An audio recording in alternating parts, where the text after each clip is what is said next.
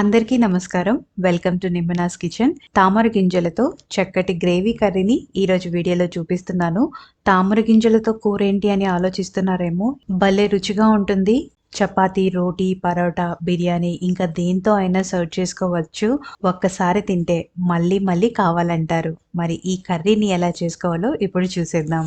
Mixie జార్లో ఒక పెద్ద టమాటా ముక్కలు, 2 టేబుల్ స్పూన్ల పచ్చి కొబ్బరి, 1 టేబుల్ స్పూన్ వేయించిన నువ్వులు, 6-7 నానబెట్టిన జీడిపప్పుల్ని వేసి మెత్తని పేస్ట్ లా గ్రైండ్ చేసుకొని పక్కన పెట్టుకోండి. తర్వాత కడాయిలో ఒక స్పూన్ నెయ్యిని వేసి ఇది కరిగాక 1 కప్పు తామర గింజల్ని వేసి లో ఫ్లేమ్లో ఇలా కలుపుతూ వేయించుకోవాలి.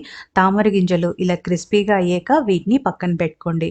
ఇప్పుడు అదే కడాయిలో ఇంకొక 2 టేబుల్ స్పూన్ల ఆయిల్ని వేసి యాలకి 1, హాఫ్ ఇంచ్ దాల్చిన చెక్క, 2 లవంగాలు, 1 బిర్యానీ ఆకు, 1 టీ స్పూన్ జీలకర్ర, 2 ఉల్లిపాయల్ని సన్నగా తరిగి వేసుకోండి. అలాగే 4 పచ్చిమిర్చి చీలికలు, 1 రెమ్మ కరివేపాకు, రుచికి తగ్గ ఉప్పుని వేసి ఉల్లిపాయలు కాస్త వేగాక 1 టేబుల్ స్పూన్ అల్లం వెల్లుల్లి పేస్ట్ని వేసి పచ్చివాసన పోయేంత వరకు వేయించుకోవాలి. ఇప్పుడు గ్రైండ్ చేసిన పేస్ట్ని వేసి బాగా మిక్స్ చేసుకొని ఒక 2 నిమిషాలు వేయించుకోవాలి. తర్వాత 1/2 టీ స్పూన్ పసుపు, రుచికి తగ్గ కారం, 1 టీ స్పూన్ ధనియాల పొడి, హాఫ్ టీ స్పూన్ జీలకర్ర పొడిని వేసి మీడియం ఫ్లేమ్లోనే వేయించుకోవాలి.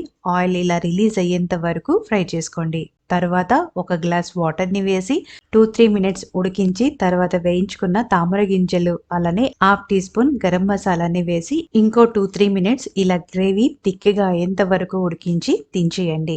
దీన్ని వేడివేడిగా చపాతీతో కానీ, రైస్తో కానీ లేదా బిర్యానీతో కానీ సర్వ్ చేసుకోండి. మరి ఈ వీడియో మీకు నచ్చినట్టయితే ప్లీజ్ లైక్ చేసి మీ సర్కిల్లో షేర్ చేయండి. అలానే ఛానల్ని కూడా సబ్స్క్రైబ్ చేసుకోండి. Thanks for watching.